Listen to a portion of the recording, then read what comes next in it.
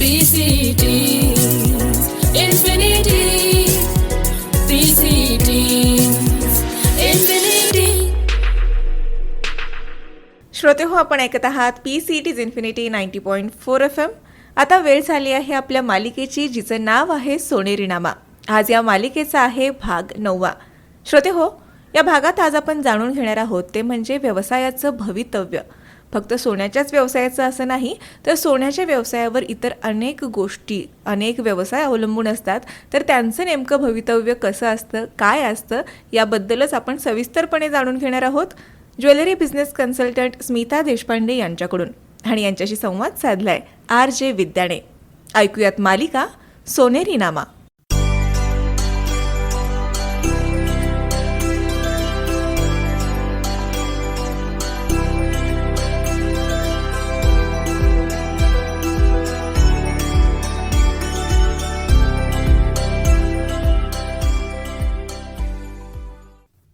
श्रोते हो, नमस्कार. PCT इन्फिनिटी 90.4 FM वर मी आहे तुमच्यासोबत RJ विद्या. सोनेरी नामा या मालिकेच्या 9व्या भागात मी विद्या तुमचं अगदी मनापासून स्वागत करते. आज आहे आपल्या मालिकेचा 9वा भाग आणि आज आपल्या स्टुडिओमध्ये उपस्थित आहेत jewellery business consultant Smita Deshpande ताई. आणि आज आपण बघणार आहोत व्यवसायाच्या भवितव्याबद्दल. मागच्या भागात आपण बघितलं की व्यवसाय सुरू कसा करायचा किंवा सुरू केल्यानंतर तो वाढीस लागावा म्हणून कुठल्या गोष्टी रोजच्या रोज करणं गरजेचं असतं. हे सगळं आपण मागच्या भागात बघितलेलं आहे. बरोबर. पण या भागात आपण बघणार आहोत ते म्हणजे व्यवसाय तर सुरू केलाय, पण त्याचं भविष्य सुद्धा तितकंच उज्ज्वल असणं गरजेचं आहे. तो लॉंग लाईफ किंवा लॉंग टाइम टिकला पाहिजे, चालला पाहिजे. यासाठीच आज आपण इथे उपस्थित आहोत, या सगळ्या गोष्टी आपल्या श्रोत्यांपर्यंत पोहोचवण्यासाठी. तर मला हे सांगा स्मिताताई की या व्यवसायात जर आपल्याला प्रगती करायची असेल तर नेमक्या कुठल्या कुठल्या गोष्टी महत्वाच्या आहेत की जेणेकरून आपण प्रगतीपथावर असू? सगळ्यात पहिल्यांदा तर विद्या की बघता बघता 9व्या भागापर्यंत आपण पोहोचलेलो आहोत. आणि खूप छान असा हा प्रवास आहे तुमच्या सगळ्यांच्यावर, त्याच्याबद्दल खूप धन्यवाद.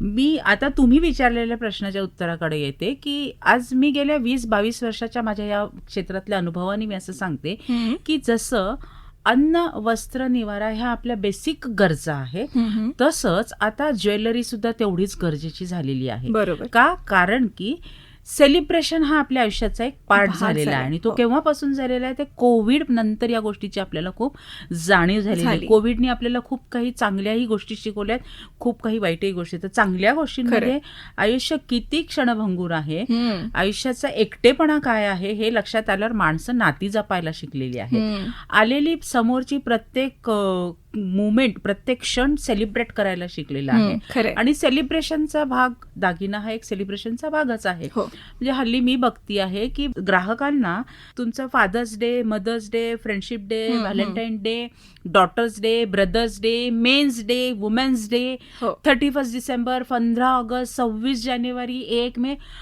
इतक्या असंख्य डेजची भर पडलेली आहे हे सगळं घेताना की सेलिब्रेशन हा त्यांच्या आयुष्याचा भाग झालेला आहे. आणि त्याच्यात त्या प्रत्येक ह्याच्यामध्ये मग तुम्ही सोन्याची घ्या, चांदीची घ्या, कोणत्याही ह्याची ज्वेलरी घ्या, ज्वेलरी हा त्या सेलिब्रेशनचा एक महत्वाचा भाग झालेला आहे. त्याच्यामुळे ह्या व्यवसायामध्ये तुम्ही अगदी चांगल्या प्रकारे प्रगती करू शकता. त्याच्याच बरोबर आपण हेही बघतो की वर्षानुवर्षे, पिढ्यानपिढ्या कितीतरी ब्रँड्स आहेत जे पुढे गेलेले आहेत, स्वतःचा व्यवसाय आतापर्यंत करत आहेत. म्हणजे मीच माझ्याच क्लायंटपैकी एक क्लायंट आहेत की ज्यांची 125 वर्षापासून ते ह्या व्यवसायात आहे. जवळपास 4थी पिढी या आलेली आहे. आणि त्याच्यामुळे ह्याला भविष्य नाही असं होऊच शकत नाही. त्याच्यामध्ये तुम्ही छान प्रगती करू शकता. पण जसं आपण मागच्या भागामध्ये बघितलं की काही नियम अटी किंवा काही बंधनं पाळणं गरजेचं की ज्याच्यामधनं तुम्ही तो व्यवसाय प्रगती करू शकता. आता आपण प्रगतीबद्दल तर बोललोच, पण हा व्यवसाय खूप वर्ष किंवा सातत्याने करायचा असेल तर नेमका फायदा काय होतो या व्यवसाया पाठीमागं? फायदा म्हणजे सगळ्यात पहिली गोष्ट तुमचं ब्रँड बिल्डिंग होतं. ब्रँड बिल्डिंग करता तुम्हाला अनेको वर्ष या व्यवसायात असल्यानंतरच होतं असंही काही नाहीये. पण ब्रँड म्हणजे काय की कस्टमरला तुम्ही जे प्रॉमिस पूर्ण करताय तो अनुभव जर कस्टमरला तुमच्याकडे येऊन आला, कमिटमेंट तुम्ही पूर्ण करत आहात, तर दॅट इज ब्रँड. तो एक ट्रस्ट पण आहे की मला जर समजा डॉमिनोज पिझ्झा 30 मिनिटांमध्ये घरापर्यंत पोहोचतोय, हे माझं ब्रँड प्रॉमिस आहे आणि कस्टमरला मला तो अनुभव पण तसा आलेला आहे, तर मग मी पुन्हा डॉमिनोजचा पिझ्झाच घेत राहीन ना.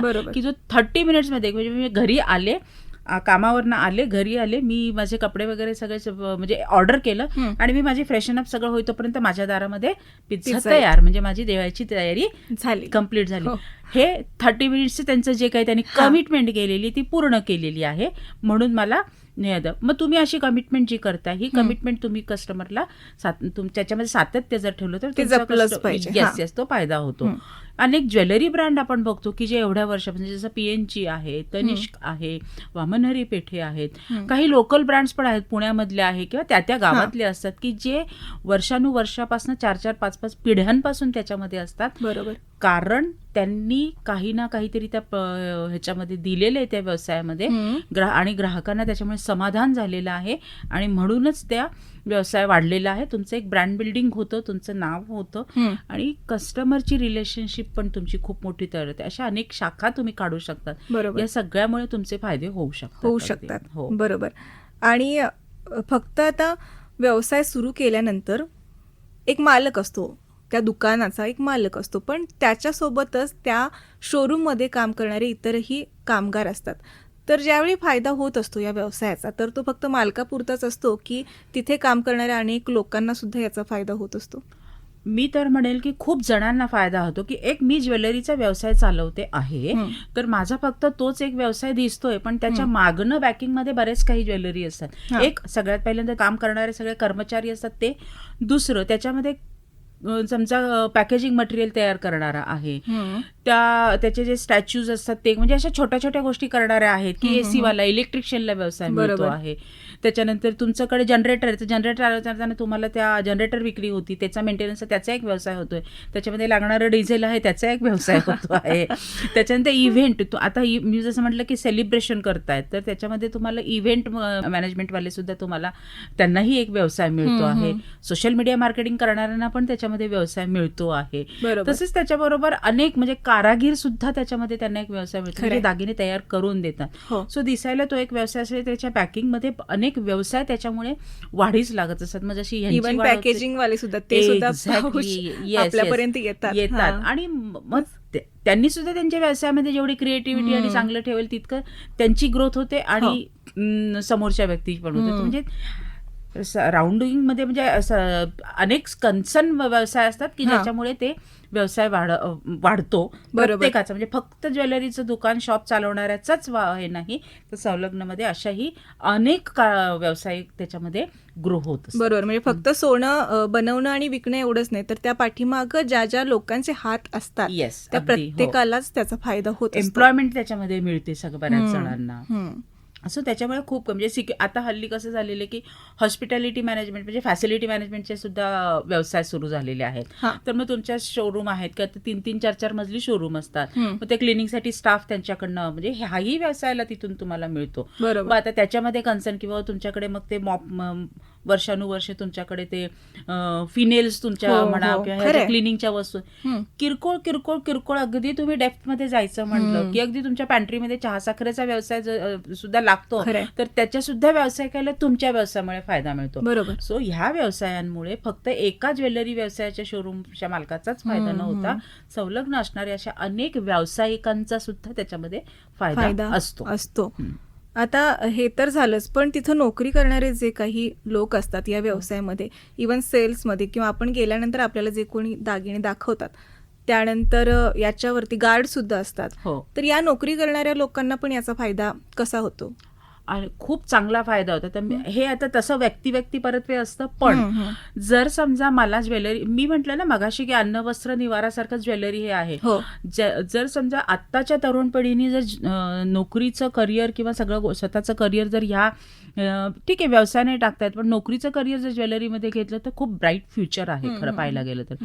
कारण की फक्त दिसायला फक्त काय होतं की सेल्सच दिसतो दिसायला, पण असं काही नाही. तिथं अनेको पोस्ट असतात की ज्या पोस्टवरती तुम्ही स्वतःच्या स्किल्सचा वापर करून तुम्ही पुढे जाऊ शकतात. इव्हन अकाउंटंट वगैरे अगदी अकाउंटंट आहे, QC आहे.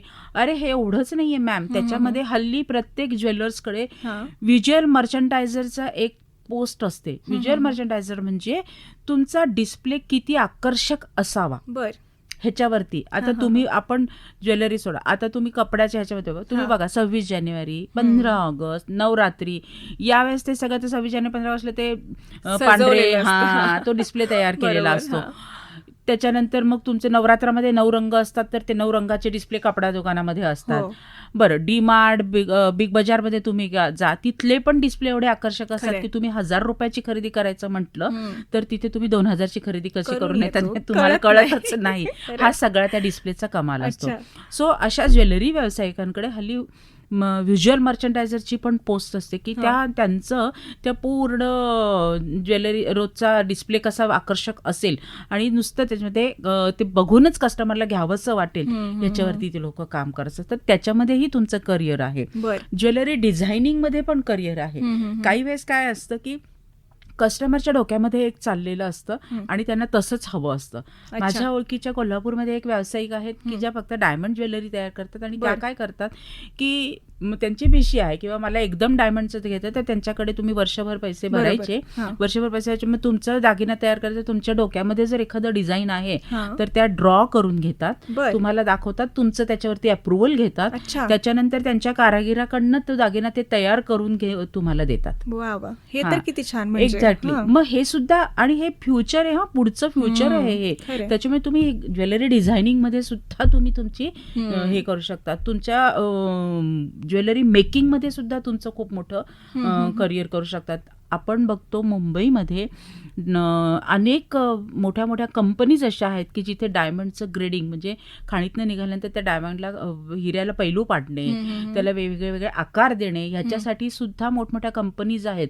त्याच्यामध्ये कोर्सेसनी तिथे तुम्ही जाऊन तिथे तुम्हाला तुमचं करिअर करू शकतात. सो याच्यामध्ये हल्ली आपल्याकडे GIA म्हणून एक कंपनी आहे, जेमोलॉजिकल इन्स्टिट्यूट ऑफ अमेरिका, यांच्याकडून आपल्याला ह्या ज्वेलरीच्या रिगार्डिंग मध्ये अनेको कोर्स घेतले जातात.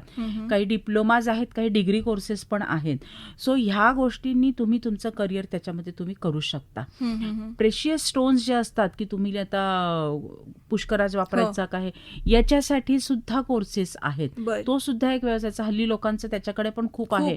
टॅरो कार्ड रीडर जसे असतात तसे ते स्टोन किंवा ते ब्रेसलेट्स तुम्हाला न्यूमरोलॉजीच्या थ्रू वगैरे असे तुम्हाला सजेस्ट करणारे पण काही, रिकमेंड करणारे काही असतात. सो या व्यवसायामध्ये तुम्ही नोकरीमध्ये सुद्धा अनेक स्टेपनी स्वतःची प्रगती करू शकता. फक्त आतून ती गोष्ट तुम्हाला असणं गरजेचं आहे. कारण ना मॅम, आता विषय निघालाय म्हणून मी सांगते की जनरली मी काय बघितलेलं आहे की बाहेरच्या स्टेटमधले जे लोक आहेत तर ज्वेलरी विभागामध्ये साधारण हे राजस्थानी मारवाडी जे असतात सेल्सला, तर ह्या लोकांचंच जास्ती प्रामुख्याने हे घेतलं जातं. ह्याचं कारण एकच आहे की त्यांना हार्डकोर असतात ते त्यांच्या कामाबद्दल. पण आपल्याकडच्या महाराष्ट्रीयन कॅन्डिडेट्सना म्हणजे मी आजच्या या कार्यक्रमाच्या थ्रू त्यांना एक मेसेज देऊ इच्छिते की त्यांचे कम्फर्ट झोन मधून ते बाहेर पडत नाही. म्हणजे मी कित्येक इंटरव्ह्यूज मध्ये त्या लोकांचा पहिला प्रश्न, पगार काय असेल? हो. मग आम्हाला जेवणाची सुट्टी किती असेल? मग मला पेट्रोल अलाउन्स मिळेल का? माझं घर इतकं लांब आहे. म्हणजे तुम्ही ह्या विकली ऑफ आहेत का? अशा प्रश्नांच्या झोनमध्ये राहून तुम्ही त्या जॉबकडे बघता.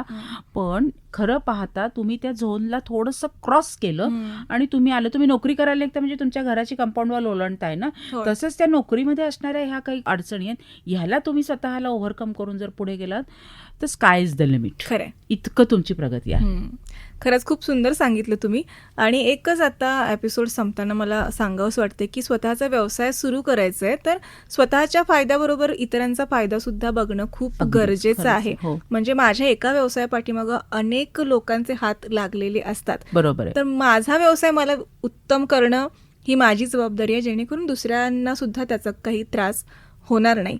आणि जर आपलं भविष्य व्यवसायाचं उज्ज्वल करायचं असेल तर या सगळ्या गोष्टी आपण लक्षात घेतल्याच सांभाळल्या पाहिजेत. पाहिजे. खरंय? Yes. हो. तर स्मिताताई, खरंच आज तुम्ही इथं आलात आणि ही मोलाची माहिती आपल्या व्यावसायिकांना दिलात, त्याबद्दल तुमचे खूप खूप धन्यवाद. तुमचे सुद्धा खूप धन्यवाद. हा प्रवास इतका छान चाललेला आहे की संपू नये असं वाटतं आहे. थँक्यू सो आम्हाला मच. सुद्धा Yes. Thank you so much.